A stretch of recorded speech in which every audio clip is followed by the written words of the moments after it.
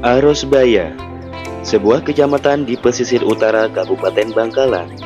Di sini, banyak menyimpan sejarah tua Pulau Madura, mulai dari pra-Islam sampai kerajaan Islam pertama di Pulau Garam. Di sebuah dusun terpencil di Tenggara Arosbaya, terdapat sebuah lembaga pendidikan Islam yang terpadu, ya, Pondok Pesantren Darul Manan. Pondok Pesantren Darul Manan didirikan oleh seorang kiai bernama Kiai Haji Abdul Manan pada tahun 1907. Cikal bakal pesantren Darul Manan bermula dari ayahnya, yakni Kiai Haji Khalilur Rahman bin Muhni. Pada kisaran akhir abad ke-19, Kiai Haji Khalilur Rahman mendirikan sebuah langgar sederhana di tepi Sungai Mongmong. Beliau merintis dakwahnya jauh dari kebisingan pusat kota. Awal mulanya, Kiai Haji Khalilur Rahman mengajar ngaji pada penduduk sekitar. Sedikit demi sedikit, akhirnya aktivitas langgar semakin ramai. Selain mengajar penduduk sekitar, Kiai Haji Khalilur Rahman juga mempunyai tugas untuk mengkader penerus perjuangan beliau. Seperti diketahui, beliau dikaruniai 3 orang anak dari pernikahannya dengan Nyai Muiddah, yaitu Kiai Muridan, Kiai Abdul Manan, dan Nyai Aisyah. Abdul Manan muda lah yang kelak ditugaskan untuk mengemban amanah meneruskan perjuangan Kiai Haji Khalilur Rahman. Sedari muda, Abdul Manan sudah diajari berbagai disiplin ilmu di bawah pantauan sang ayah. Bahkan, kitab Alfiyah Ibnu Malik, Abdul Manan muda mengaji langsung pada Kiai Haji Khalilur Rahman.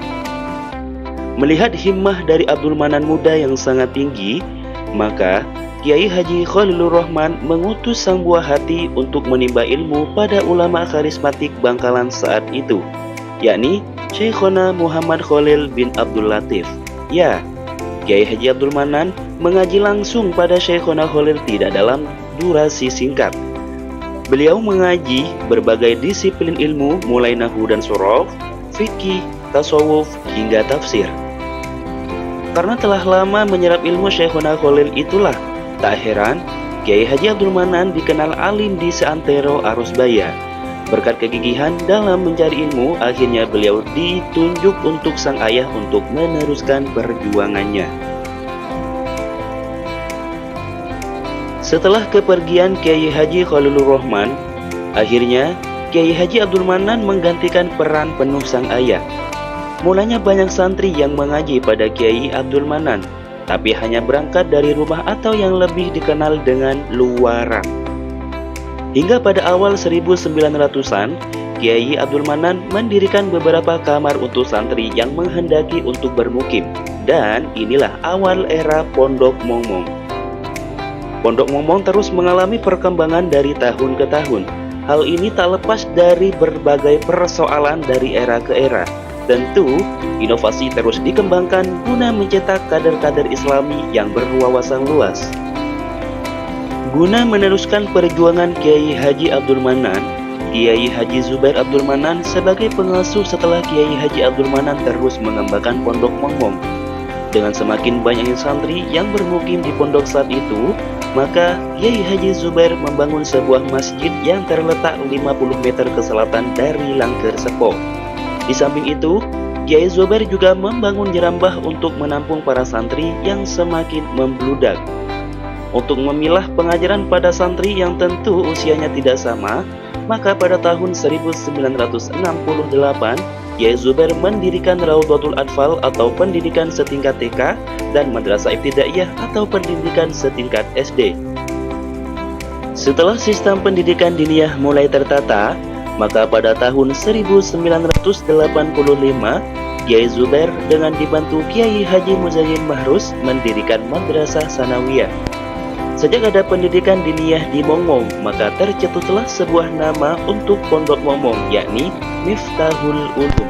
Dan sejak saat itu, Pondok Mongmong terkenal dengan sebutan Pondok Pesantren Miftahul Ulum Mongmong. Tahun ke tahun santri semakin membludak.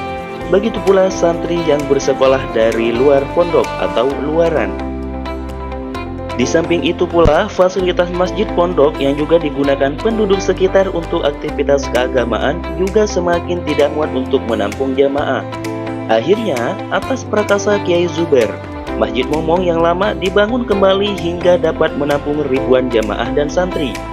Masjid yang baru ini selesai dibangun pada Oktober 1983, disusul juga pembangunan menara yang menjadi simbol utama pondok ini. Setelah berkembang pesatnya pondok pesantren Miftahul Ulum, maka untuk mengenang jasa sang pendiri, maka digantilah nama pondok menjadi Darul Manan dan diresmikan oleh Menteri Agama Republik Indonesia saat itu, yakni Haji Munawir Syadzili MA. Para santri tidak hanya dituntut pandai dalam masalah agama, namun juga diharuskan untuk mendalami ilmu pengetahuan umum. Maka dari itu, pada 10 Juli 1990 didirikanlah pendidikan formal Madrasah Tsanawiyah atau MTS dan disusul Madrasah Aliyah atau MA pada 1 Juni 2002. Sebagai pesantren yang memegang teguh prinsip al-muhafadzatu 'alal qadimi shalih wal akhdhu bil jadidil aslah atau menjaga peninggalan yang baik dan membuat inovasi yang lebih baik, maka pada tanggal 8 November 2022 dibukalah Balai Latihan Kerja Komunitas atau yang disebut dengan BLK. BLK ini difokuskan pada pelatihan berbasis kompetensi multimedia. Tak berhenti di situ, Pondok Pesantren Darul Manan terus berinovasi untuk kemajuan teknologi terbaru.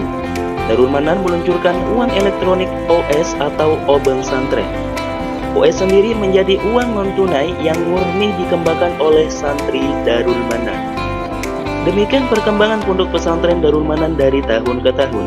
Berbagai rintangan dan tantangan zaman telah dilalui dan dijawab dengan berkat ridho dan barokah muassis dan para masyayikh. Harapannya, semoga Pondok Pesantren Darul Manan selalu menjadi lembaga yang diridhoi Allah dan Rasul-Nya, sehingga mampu mencetak kader-kader Islami yang akan menyebarkan Islam di seantero Nusantara.